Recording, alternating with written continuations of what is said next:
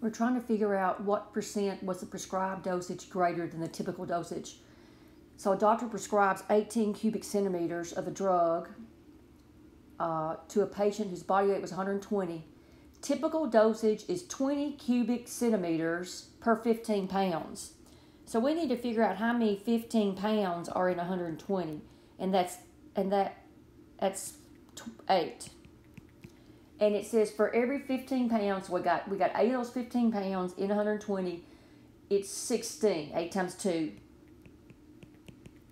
So that's your typical dose. So now this is a percent increase decrease problem. So we need to find the difference between these two. That's always the numerator.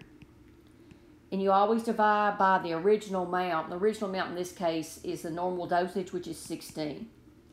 So that's 2 over 16, which is 1/8, and that's 0.125 or 12.5%.